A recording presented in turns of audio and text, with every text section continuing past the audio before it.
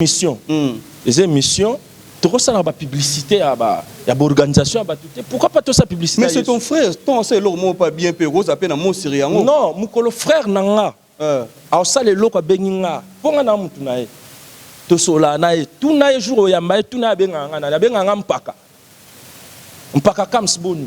Yo kan sa benga mpaka. Pour mpaka pena ne loko wana to mona majabu. Non, eza eloko mukolo master nanga. Pour un azoba master nanga. Mukolo master nanga kalambo. MK, alors ça les locaux penda et bisinga que comme skamanda les locaux ngam na sali ngo tala to chapo boy na boy. Bon on les a été. Na belango te poani. Bon on les a été. Na ebi ko le locaux anati. Rango sagan sextap. Eh. Bon na ka sango na la na kinte mela ki sango ke mon frère comme so moni petite sœur no mo boy. Ayemba rappelle moi bien boy na boy ba sali so ndeni. Na mec pe ko benga mona mai na ngabite za lokuta. Na oki sous sango moni master no mo boy za rappelle moi genre maestro quoi moi système na tuni nini. Oh yepe boy na wana na ebite vraiment. Ndenge pasteur Moïse a sala structure na yebo na boy.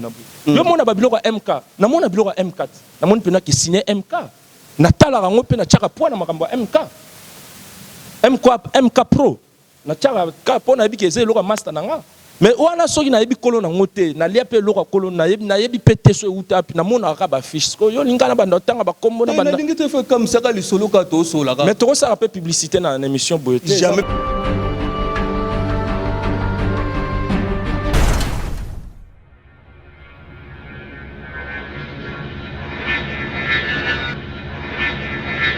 Bonjour et bienvenue dans Vraie Version avec votre humble présentateur Christian Tongo. Les tenants de la presse, vous êtes de partout en train de nous suivre. Vous êtes en Europe, Afrique, Amérique, Océanie, Asie, partout dans le monde où vous êtes scotché, branché dans Afro-Canada Télévision. Encore une fois, je vous annonce vraiment de vous abonner massivement dans votre chaîne Afro-Canada Télévision.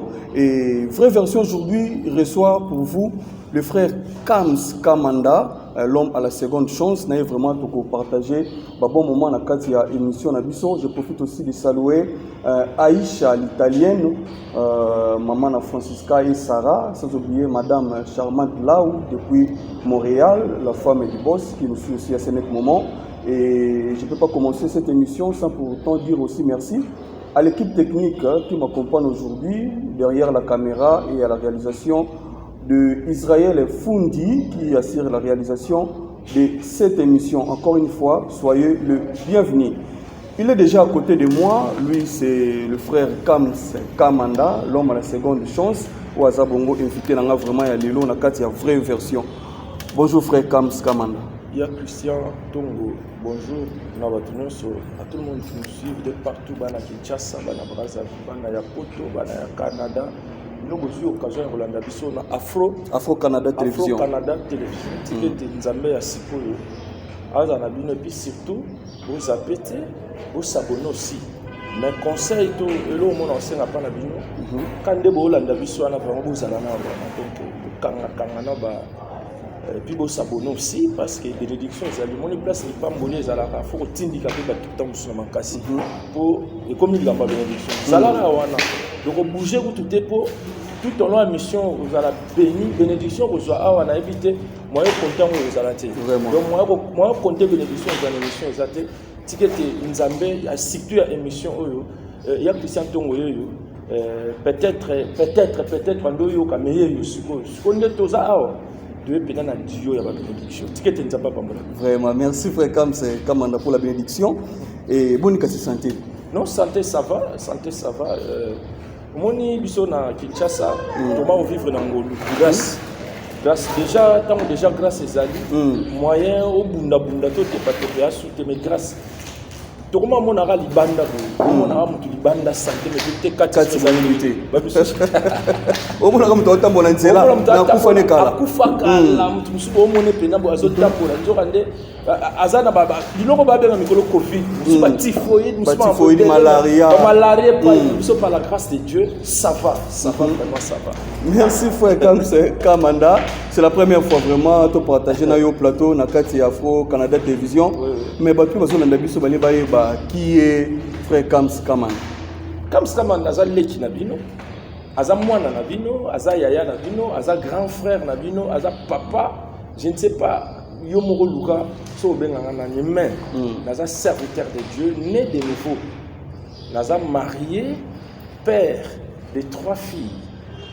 J'ai pris ici mon papa spirituel, ou mes parents spirituels, qui s'appellent Papa Israël Mouteba, Maman Béni Mouteba, couple Israël Mouteba. J'ai pris ici, là où nous sommes, la clinique de Dieu Ministries, na Kana City, direction générale des Arts Kinshasa, place d'Ozali.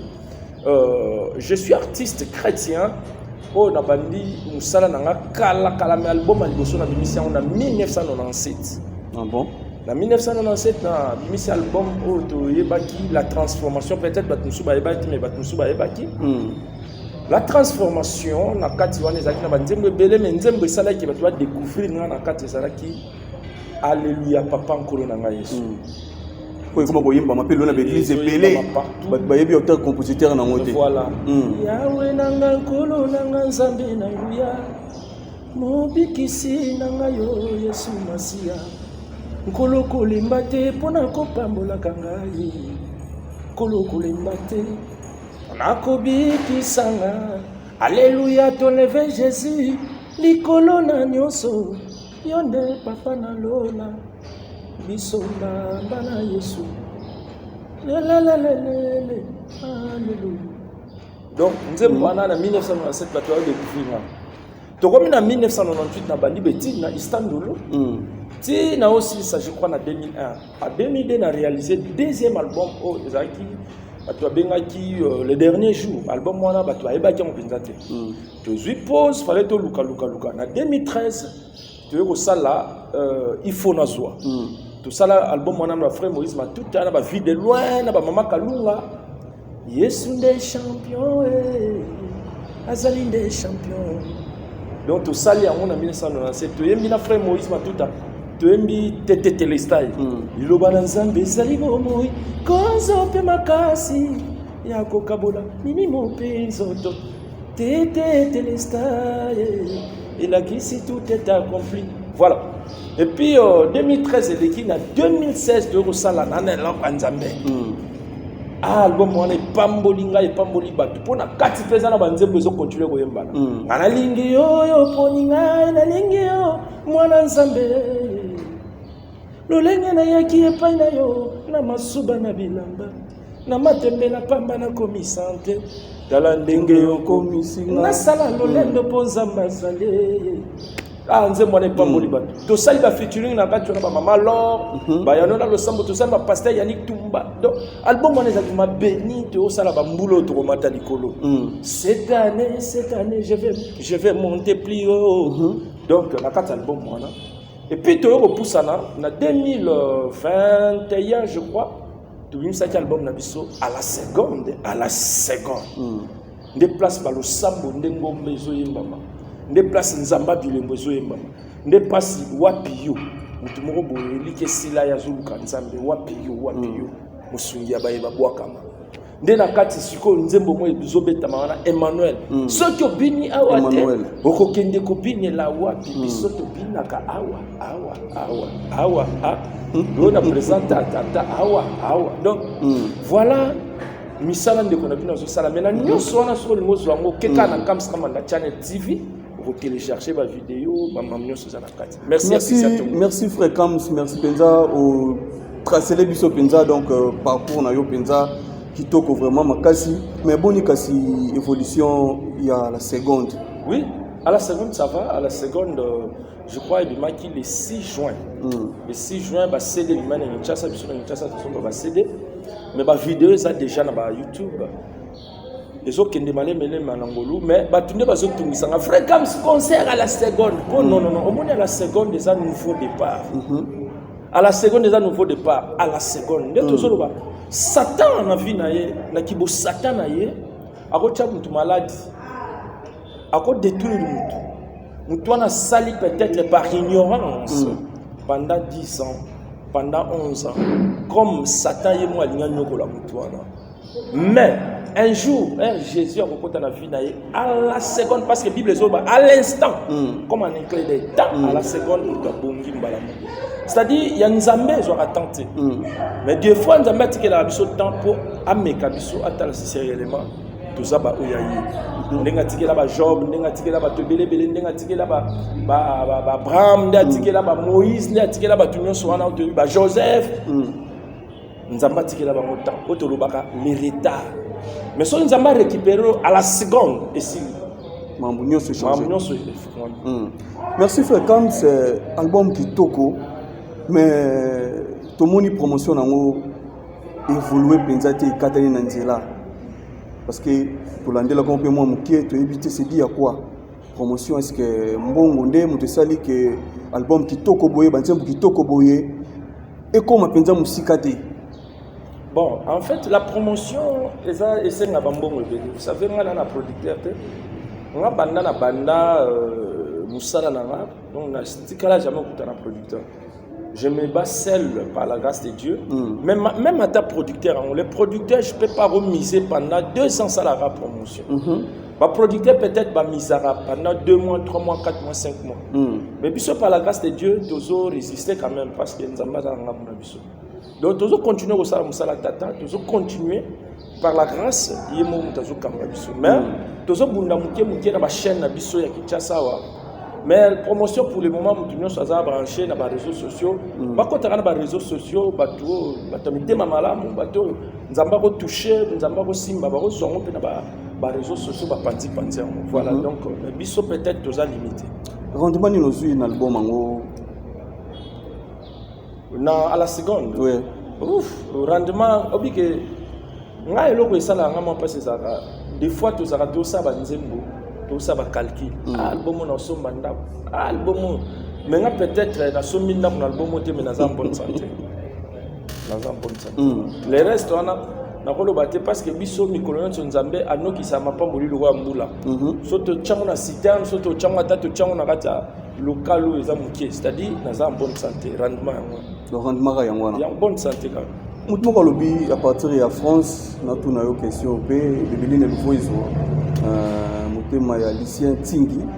Alors, frère Toms, combien des années déjà de carrière na banda musique Tilelo? 23 ans. 23 ans. 23 ans. Avantage ni désavantage ni moni pendant 23 ans en nyonso. Des avantages c'est ça que na producteur te na kutana na producteur te. Des avantages monsieur ça na sala nzambe ofele. Mais avantage na nga ça que na sala la so nzambe ofele. Nzamba pa bola. Et on a ça et ça comme musala nzambe. Nazalaka célibataire. Nzamba balisanga. Nazalaka pauvre nkola pambolanga. Nazalaka piéton nkola pesanga mituka. Nazalaka locataire nkola pesanga mapango.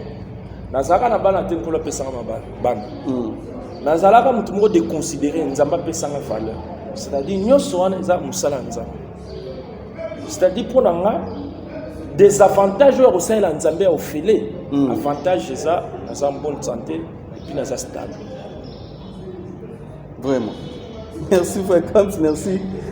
Na fidèle internaute tenir surtout Afro Canada télévision et autant que Kistandolo et ce qu'on peut ingénieur babi marba monsieur Toumen. Mais pourquoi pas continuer à la ligne wana le lopeto mon appelle frère Kams ingénieur. Vous avez raison, question de l'engi. Na memi mbala moko epa ya fille ya Eli na Élisée. Élisée en réalité à l'autre même pas à la serviteur de Dieu. Élisée à l'autre montagne. Mais l'autre ça là qui a se retrouver dans le monde wana eza les choix de Dieu. Moi aussi Dieu m'a choisi. Nzamba sali choix. Nazotala lisolo wana Eli. Eli akuti Élisée azo labourer na 12e père. C'est-à-dire, on a déjà chiffre 12, c'est un chiffre de puissance. Élisée, na vie na yé, na famille na bango. Élisée n'était pas n'importe qui. Azaki parmi, je dis bien parmi les pièces maîtresses. Il y a famille wana. Donc pour vous dire que déjà appel à Nzambé, ça la rappelle moko important, ça la rappelle moko efficace, ça rappelle moko ko échapper na monté. Lorsque Nzamba zo benga yo, lorsque Nzamba na posa na yo, lorsque Nzamba a besoin tinda yo, vraiment ils appellent moko, on peut pas s'en passer, tu peux pas saboter en monté. La raison pour laquelle nous autres totiki o esengé o totangela ki ba classe. Dieu nous a appelé toza na musala na ye. Mais on regrette rien parce qu'un ingénieur c'est un génie. D'ailleurs pour quand on pas bien, faut ça l'appeler génie. Pour ça l'anzambe bien faut ça loco. Donc Dieu a permis que tout kende na ista pour que soit quelque chose pour permettre à biso ya ko gérer makambo na nyonso bien. Voilà. Et qui représente la musique pour vous? Ils a gagne-pain toloba tumbi di kwanga na yo to penani la musique. Non, la musique est un organe moko ya évangélisation. Selon moi. La musique est un moko ya organe d'évangélisation. Bien sûr. Moi je travaille pas, moi je fais pas la musique pour l'argent, mais des fois aussi la musique me donne l'argent. Tant nazoba la musique me donne l'argent, nazoba $1000, nazoba $1, nazoba et à 500 francs c'est l'argent. Des fois la musique me donne l'argent, mais chez moi la musique est un organe ya évangélisation. Regardez, dans l'Ancien Testament d'Israël, tant à tout moment guerre et banda rozala, parce que Israël déjà Nzambe a utilisé Israël, donc quelque chose qui est naturel, à expliquer en haut pour permettre à expliquer que c'est naturel. La raison pour laquelle même si on a scène à Moyawa, la porte où est physique, où est naturel, tant Jésus à Zoloba, il est la porte, c'est un peu difficile pour comprendre quelle porte où Jésus à Zoloba. Donc d'abord pour comprendre Jésus comme porte surnaturelle, tu dois d'abord comprendre la porte physique au Tokota Kananda et puis barol la porte. C'est la même chose. Le kola na ndolo bana Israël so tali ba guerre zaka physique. Bitumbe zaka physique. Makamunyo zaka physique naturel comme ces omonana. Mais biso na église a na biso ba makamunyo so ana o zaka physique na Israël, chez nous est spirituel. Nzamba zoika Israël pour amema biso to comprendre que on zaki naturel mais chez nous c'est pas naturel, c'est des surnaturel. Voilà, na répondre yo na Israël, la guerre était physique, mais au moment que baye bazalaka na première position les arabes chantent. Les chantres bazaki toujours na première position. Donc rôle ya ba chantre, faut bazalaka na première position. Yango zo mona na église c'est toujours les chantres qui commencent avec les préludes. Wana za rôle na bango banda dans l'Ancien Testament. La raison tant Léa azobota Léwi azoba cette fois-ci mon mari s'attachera à moi. Et l'axinine. Nous sommes là pour prendre le peuple de Dieu comme on peut mener un trône. Mais je regrette aujourd'hui là les chantres comme la dernière position pour Bandarotala. Qui est devant moi qui peut me produire? Qui est devant moi qui peut faire ça? La prière est à la facilité.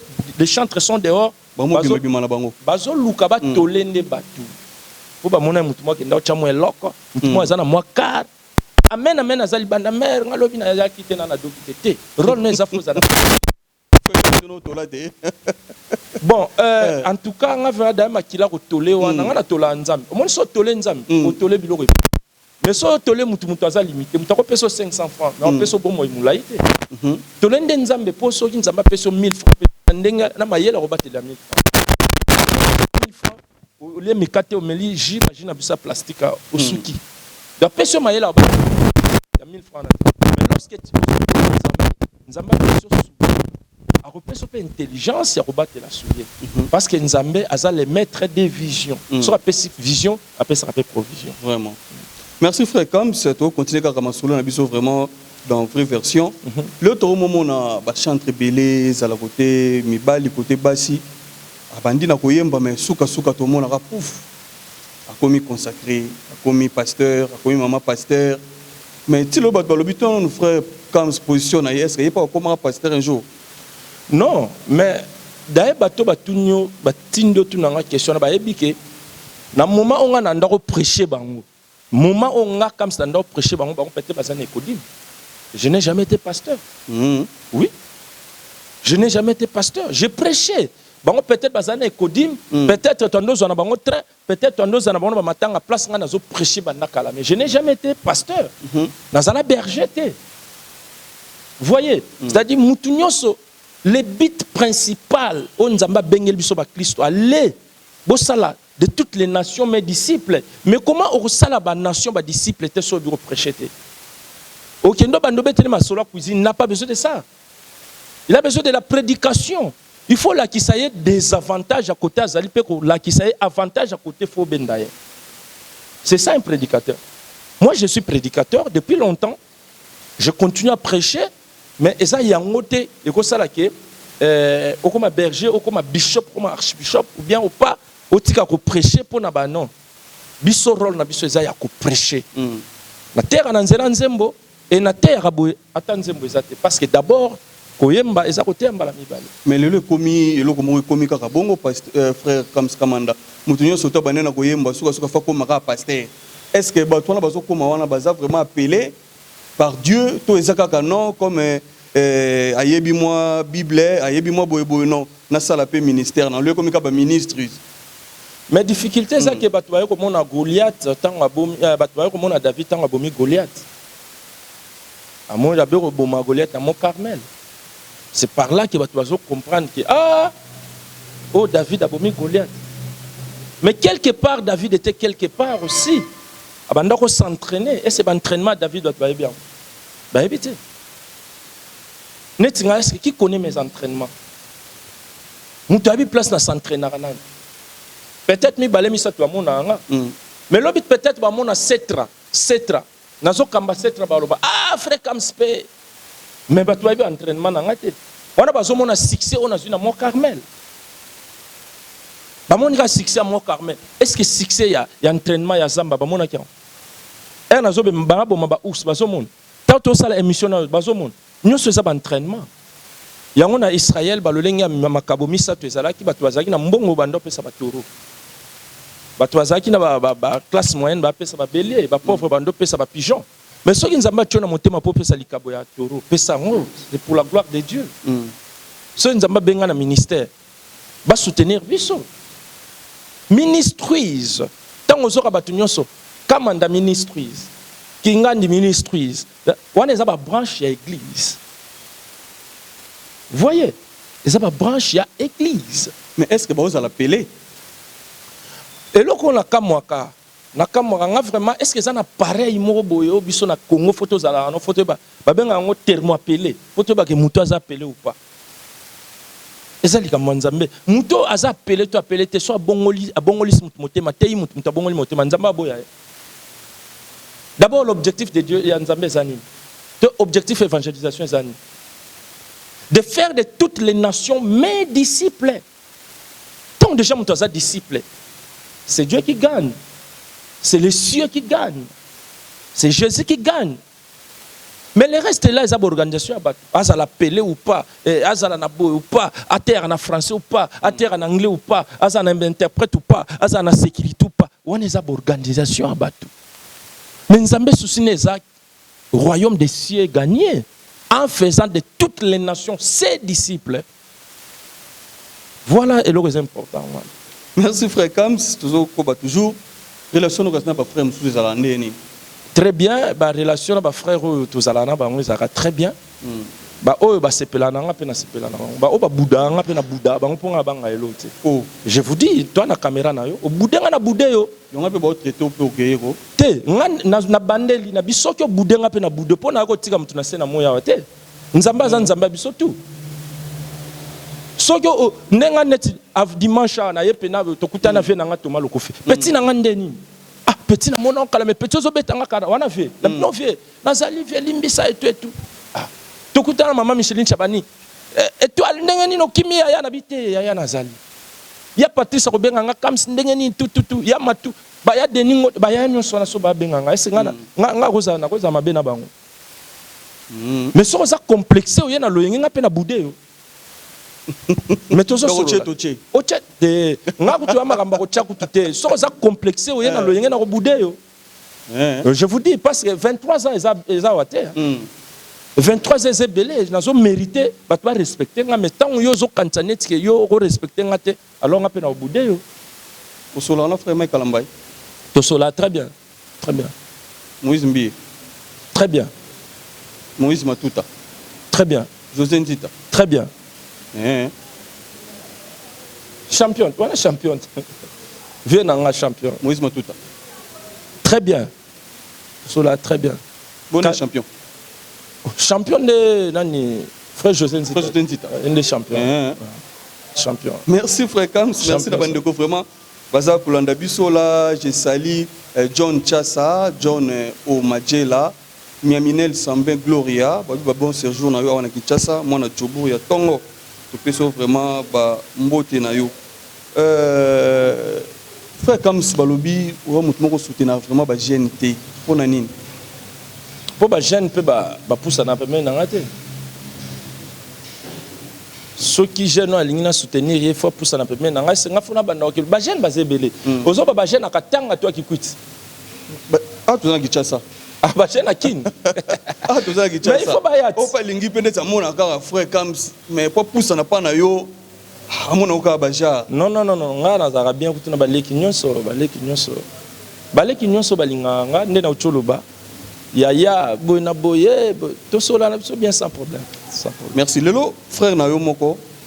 Oto yebi biso na surtout mai Kalambai, a celle la belle moko au peso promouvoir ba jeune talent.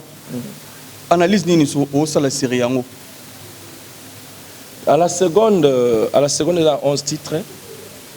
À la seconde il y a 11 titres. Premier titre ça Nzamba Bilembo yoka kian. On a question na ngati na tous nos fréquences. Question ça. Voilà on a question na ngai frère. Question des années. To que non bien. To que non bien. Question na ngezabo. Eza na ndeko na yo. Acho asali label o to binos majabu talent. O lelo et sango. Comprendre ah pour voir ba jeune talent. O pe belé pe ba moni pe na miso batu. O talango pe. Analyse ni rosa la série yango. Gloire à Dieu comme kola kumisama mais ezana clip moto sala mikolo yo eza ya Saint-Esprit to beleli molimo sa. Comme souvent ko. Ah, o sunganga te. Question les années. Ils ont une question à faire comme to que non bien. Ngala comprendre ta. Question est simple. Christian a monté wapio pour la deuxième version mais aux attend et tout. Christian ça les fort aussi ça va vidéo là. Question est simple. Répondre à la question to le cannabiso. Question les années. La belle au frère na yo asali mai Kalambai. Ah non. Ngana ebi ke ngana be mission na linga ba kilta personnalité te hein. Nga awa ngana vie na ngande na zara soto ça l'émission ya frère comme tunanga ba question na ngana za porte parole à mututé. Vous comprenez donc ngande na boye yana mutu mo ta pesi nga ba mbongo na mission na nga bona ya kotanga ba kombo ba tuté.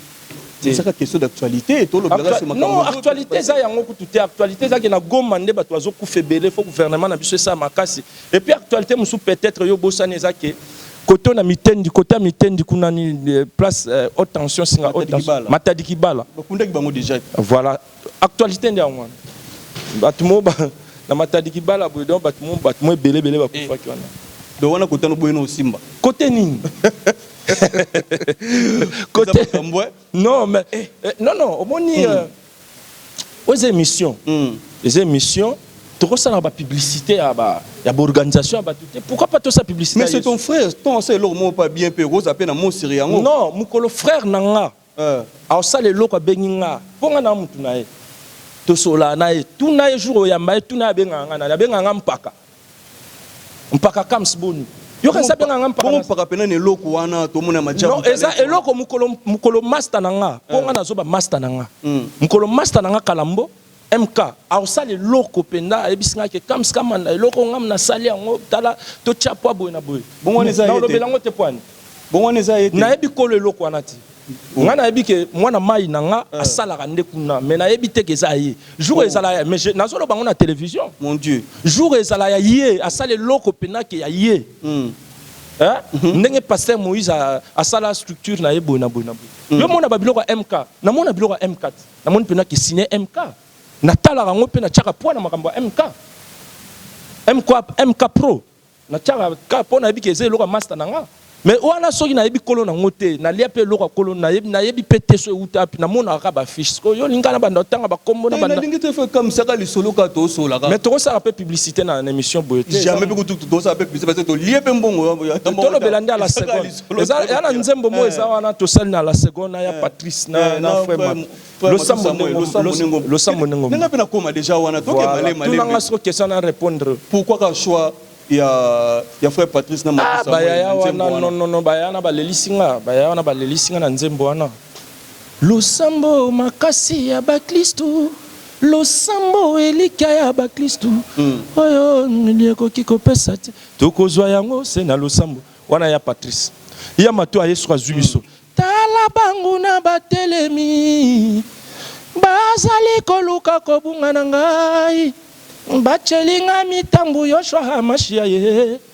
pwete ngai na kweya kasi oyo ngai na yebi bako ya nzela moko yawe bako pota mbango na banzela sambo pwete ngai na nzali mulongi boya tumata na ngomba tukuta na ngambo ya munguna tobotola nyonso azwa tukende kogumba me voilà donc nzembo ya ndenge wana ba télécharger le sambo ngomba ba yaya ba yembi ah non en tout cas semble que tapena kitoko félicitations en tout cas nzembo na merci tapena kitoko même clip bambunyoso merci tout le monde ndeka ande promotion bantu ba kitoko bongo frère Kams tout monde na yango to komi limité na ba moyen ba super ba kota réseaux sociaux franchement d'ailleurs batobele bana besoin de ça la concert pour na nzembo wana mais par la grâce de Dieu toujours bunda je crois dans un mois 2 mois toujours se préparer na ba yembiawa total la comment to ça la concert ya munene ba ya ba vivre le sambo ngomba live voilà ba mso mataka ngomba ake mangengenge ake luzizila ake tendance ake CNPP secret ya ngomba beneza nini. Non, déjà, ngomba bisoto yemba eza les liés très hauts. Non, bisoto yemba ngomba ya montagne te.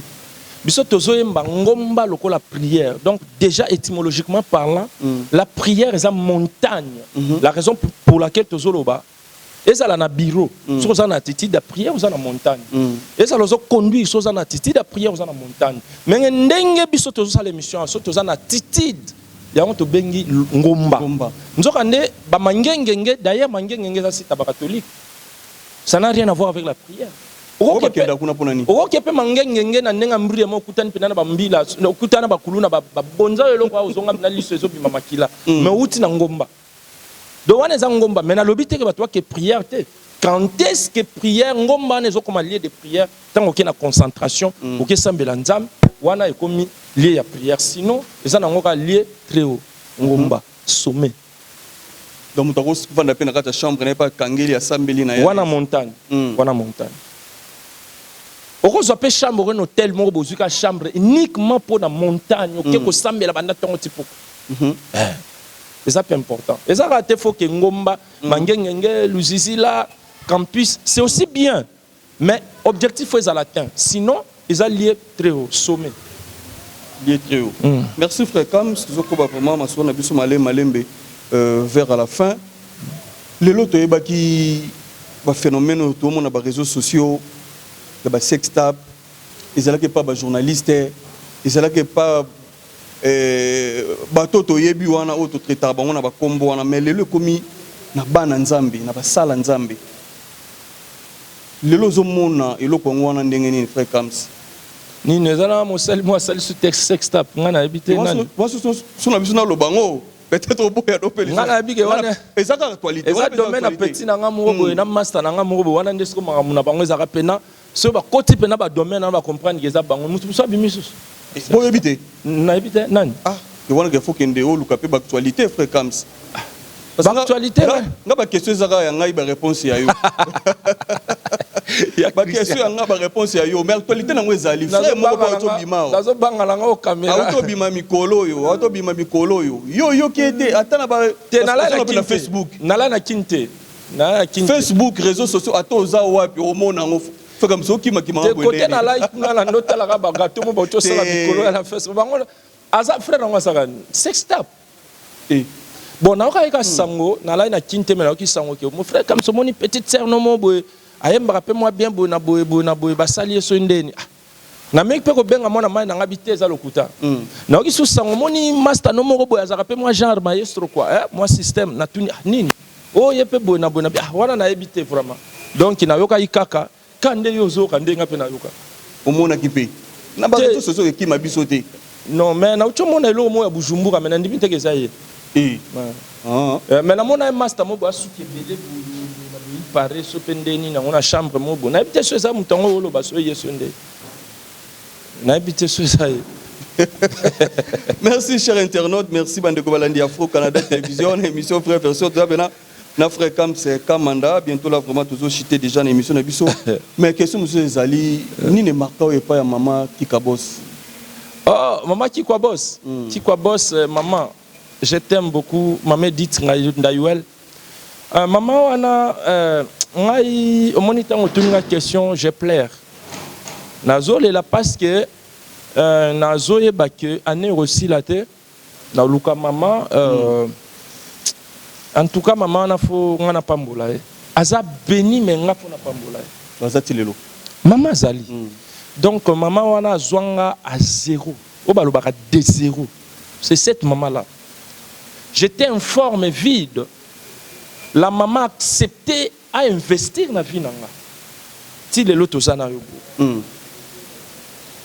Nazai na mwa mbongo moka mike na sali album na 1996. La transformation. Frère Tadi Major, que je salue, en Afrique du Sud, à Alandabiso, les maestros, Gouv. Na koti na kabine na zoemba ibisa frère Kams, bois kama médite à soutenir yo. Ah, na tune ma médite nde nani, wana boss na nga bois kaye. Ah, na yepe na ma médite. Qui quoi boss nzamba pambola yo motek moné na instrument électromusical pour na musa nzambe ke liboso. Et loko wana na sala wana yango nde lelo komisanga mu ils font le porte et fungolanga ba porte mama bengi nga pesinga mbongo boyena boya benga na musala na yekoli musala yango mona lelo na zambo mama dit na yebi eloko opesa ete na yebi te mama na opesa ni mama wana na par la grâce de Dieu mama na changé vie na nzambe nde mutakotela ki mama na. Donc, vraie version. Vraie version, mais triste nouvelle. Mukolo maman zo bengana na magasin na ye, alobi comme ce sort. On va arranger plus tard. Ah, na comprenant na bin nzamba ba scénario. Tika na kende na beti makolo banda ville ti Petro Congo. Nazo le lanzela. Maman banda ko soutenir banda kala. Ni na ngwe koteli maman po ya ko bengana na musala. Na la na butu, il y a une voix qui sortait, une voix ezolo bananga ne pleure pas. Tu as ta tête, tu as des connaissances. J'ai commencé à fabriquer les baffles et je déposé dans exposé dans la ville. Et aujourd'hui, je suis ce que je suis. Mais heureusement, par la grâce de Dieu, maman a l'accent à ville. Au côté ville à l'époque, ils avaient la garde civile. Il y a au côté ville. Mais par la grâce de Dieu, maman sounganga. Donc que Dieu vous bénisse, maman. Naébité, maman, dites là où vous êtes. J'aime tout bino nyonso. Que Dieu vous bénisse. Je suis votre frère. Je crois tout le monde en a, ce qui nous a permettre. Vraiment, je vous aime. Merci, Frère Kams, merci. Et toujours bientôt, le programme nous c'est un groupe, Mambounion surtout vraiment. Bon, on a la na Kinte, je crois c'est seulement les lots qui ont une mission. Dans mon coup mission c'est parce que bazaki un peu dans ma confusion. Na komikin le lot aux ala na bango. Toujours sur là parce que là on a beaucoup de programmes mais sinon biso te répétera chaque jeudi à part la répétition na biso to za na ba programme ou toujours préparé je crois boye ba toyeb sabino. Merci frère Kams, merci d'avoir répondu à mon invitation. Merci à Christian. Nino web sagana ba internaute ba téléspectateurs ya Afro Canada Télévision pilobani ni web sabango et puis balobi ndako ya mbaka basali ya Nzambe. Ils ont alors Afro Canada et Ambio n'habite le sambo ni nous sala pour Afro Canada Télévision. Afro Canada Télévision. Afro Canada Télévision. Afro Canada Télévision. À la seconde tout. Afro Canada Télévision. Le programme a bien, émission a bien. Réalisateur a bien, présentateur il y a bien, caméraman il y a Bogar il y a Rosaranate, le rôle a bien avec Kamskamanda. Comment on est là? Vraiment. Israël Fundi Bogar il y a Rosaranate. Je n'ai ici Colocheno pour na moni pe mato César il y a mato ça va Congo. Filemon Mavungu. Il y a Filemon Mavungu. Ah! Vraiment eloko sali nzamba pambolo pona moni pena ko ya matosa solo yana ba chaîne musuba ya luka nga moni ga ba micro ba radio akala basinga wana mais biso to travailler na sans fil donc yo ya Filemon banda le no bengo sans fil ya Filemon Mavungu sans fil bluetooth nyonso nyonso kaka yo wifi nzamba pambola yo donc on est là naza frère na yo kams kamanda so pe ko pelisa moto koto zali na makambo ndeko na kams kota makambo wana parce que ngande bomona nga boy nazara na système so mutani nga soutenir nga tant na vivre ya filemo nous vivons nga kams kamanda na kozala te ya to tindi ba caméra tindi ba jeep en tout cas na osepela te côté na ozala pona loba mais nazaki vivant ya filemo mavungu achaki ngate vraiment changaka kande na loba boya filemo mavungu Afro Canada télévision ya filemo mavungu obe na ko kepena ndeka to kota bandundu pena nde bazaka na ya filemo mavungu wasko kote mba mo ba ya bayandi so to zongi so kote ba ya eloko ba kote ba ya bandeko na biso ya mbanda kabo voilà noko filemo mavungu à la seconde vraiment quelques dédicaces na bandeko balandi biso et puis ce contact ezali parce que ba pe la besoin pas contact na yo oui sur ezali au pesa vraiment na bandeko ba kolanda biso plus 243 89 77 194 79 plus 243 89 77 194 79 grand merci à mon papa Israël Mouté.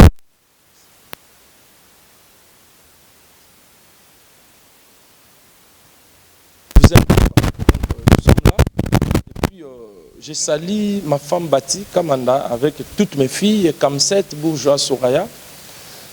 J'ai sali Bandekonyon Soya, la transformation. Bana Setra, on a déjà évangéliste Némi, compagnie Zawana Nzamba Pambola, et puis tout là, Chief Nabiso, Innocent.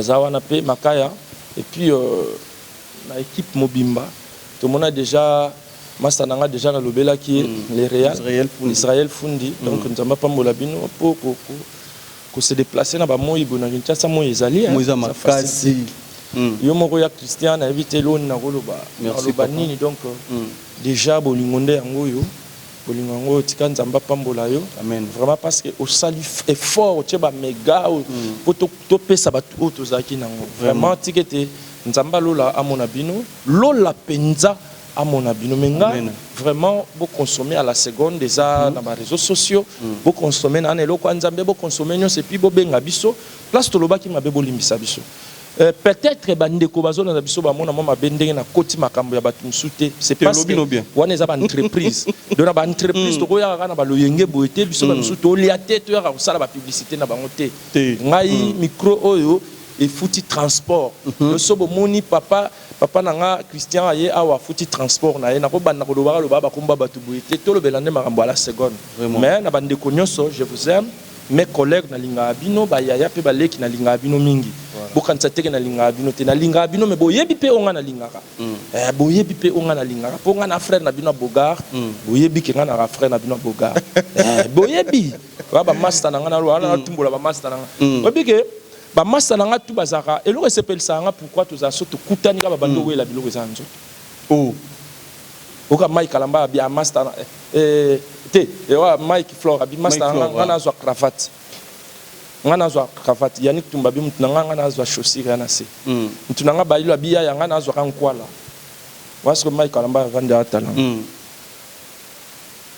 MK je t'aime, que Dieu te bénisse. Merci. merci frère. Comme je dis que prochainement tu vas tomber dans ce masolo. Vraiment qui commence bien, finit bien, c'est un réel plaisir pour moi de recevoir frère Kam, c'est Kam Manda l'homme à la seconde, vraiment tout le monde qui m'a solo vraiment et qui n'a qui toko sans polémique, sans nini, toujours vraie version. Merci. Internaute Nyon surtout balandi de partout en tout cas pour continuer toujours à s'abonner dès communiquer Afro Canada Bimelio en tout cas n'hésitez pas de cliquer de liker au côté car la cloche de notification donc dès que au côté on nous a venu à émission Nyon surtout en temps réel merci à mon patron le chef de l'entreprise Philémon Mavungu depuis Canada Montréal et sa charmante épouse, maman charmante Lao. Maman charmante Lao. Maman charmante Lao. Maman ça maman la seconde. Maman bana mibali. Couple Mikolo to bien couple Bluetooth, couple Wi-Fi. Merci et à madame Aïcha, l'italienne, la maman de Francisca et Sarah. On se retrouve prochainement avec un nouveau numéro. Bye bye. Mais Christian Ce qui couple ou fait tindelinga forme. Pour baby que mère ngana linga forme, père linga forme. So ba forme bana mona ngoko après. Et ya papa, voilà tout sans faute. Ma vungu donc yebna donc en toi mutu moko bien. Ya ma vungulé. Merci. Là vous c'est la forme. Vraiment. Bye.